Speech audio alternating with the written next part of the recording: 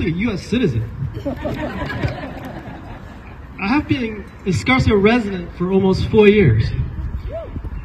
And I've lived in America for about 30. Yeah.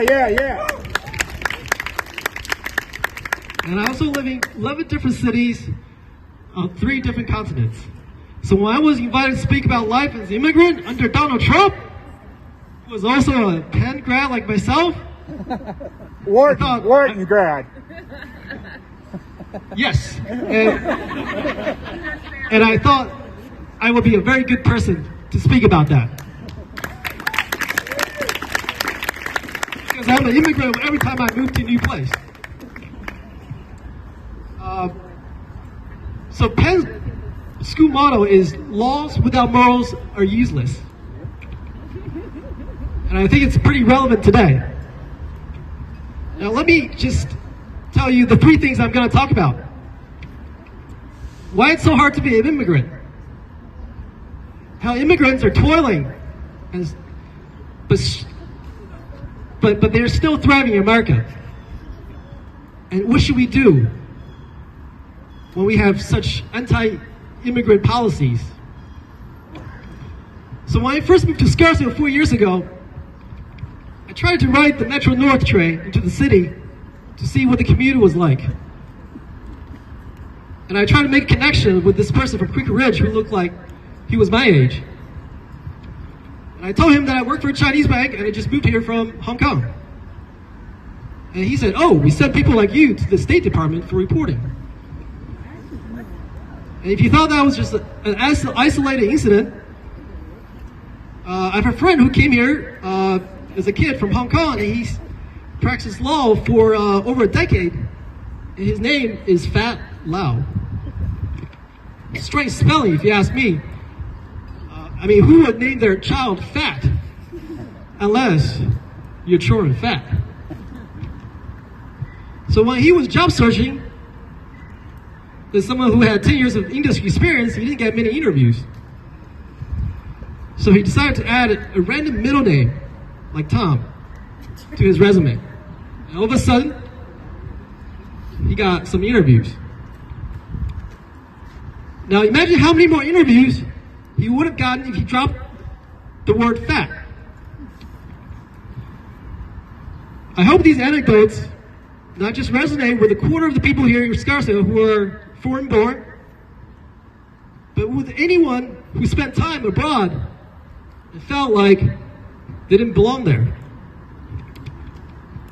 Secondly, I would like to run through some statistics to show you why, despite all the difficulties that immigrants face, they're not only working hard, but thriving in this land of the free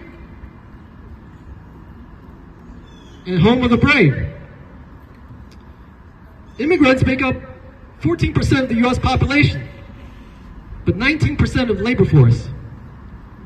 They contribute $1 trillion US of tax revenue. Thank you. And in return, they receive $700 billion in benefits. They're 80% more likely to start a business because it's probably harder to join an established firm.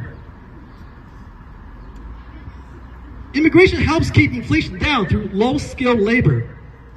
It helps the U.S. to attract foreign investments in stocks through high-tech talent. And 40% of the productivity gain in the U.S. economy comes from immigrants in STEM-related disciplines. Yeah. And as you probably know, the U.S. national debt of $28 trillion is also more easily financed at a tolerable rate when there are immigrants who flood to the U.S. during stronger economic cycles and leave when there's a rough patch. And you can think of it as having parents or in-laws who come to the rescue when you need them and leave when you don't.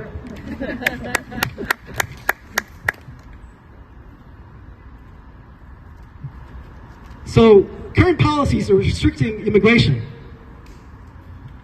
and it could shrink our labor force and raise the cost of goods and services. I know in the 2024 election, many people voted for bringing manufacturing back to the US. But do the same people want to work in a factory or a lab? Now, international students at our finest universities like Columbia and Tufts, they're probably willing. But some of them have been arrested for peaceful protests. US citizens, as we heard, have been racially profiled, mistakenly arrested, and sometimes deported from as far as Arizona, Texas, Florida, to as close to us as Chicago, Virginia, and New Jersey. And I didn't even know this until 2 days ago, when I had to do some research, because I had to speak today. I hope you do your own research and spread the word. A change to your life may not have happened yet, but you'll eventually feel it if we don't stand here collectively like today.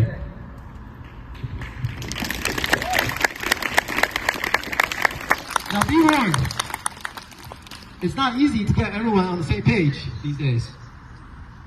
Yesterday I posted a flyer to this rally on the Facebook group called Scarsdale Buzz.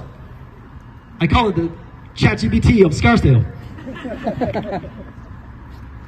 And, you know, I just also learned that from our mayor arrest that our town's motto is non-sibi, which means not for oneself. And that's why I love Scarsdale Buzz. But the post was taken down within 2 hours due to the partisan nature of this rally. But I was able to post on another group called the Scarsdale Scoop. So, for the record, I'm not just here to advocate for Democrats or immigrants. I'm here to remind people our moral compass is much more important than trotting along party lines or being politically correct.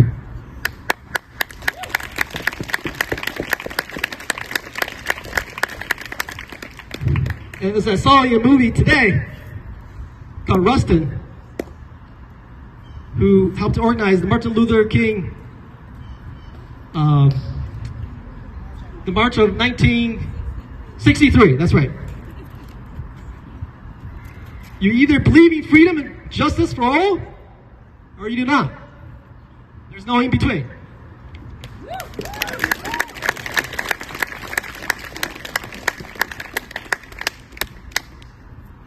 And considering demographics, I'd like to add a verse from the Torah.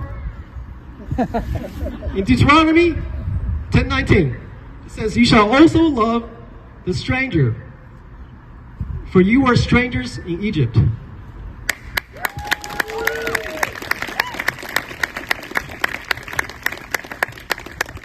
Fellow Scarsdale residents and visitors, every time we move to a new place or attend a new school or get a new job, we get a feel for what it's like to be an immigrant. Until we advocate the liberty of others as equally as we advocate for ours, we will always be an immigrant in God's eyes, and we'll never make it to the promised land. No matter who your God is, compassion for one another is at the core of humanity. I hope you'll get involved in protesting against discrimination of any kind, not just against immigrants. Doesn't matter if you're a Democrat, Republican, Independent, there's no perfect party. We must fight for the immigrant that is in all of us. Yeah.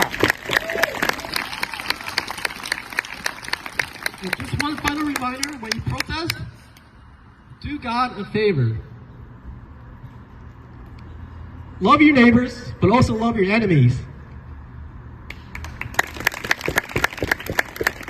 And pray for those who persecute you. Thank you. Thank you so much. Let's give it up for David. There's a lot of talk about what it takes to make America great. And in this community, we know the answer. Love, not hate, makes America great. Say it with me. Love, not hate, makes America great. Love, not hate, makes America great. Love, not hate. Makes America great. Love, not hate. Makes America great. Love, not hate. Makes America great. Love, not hate. Makes America great. I'd now like to call up the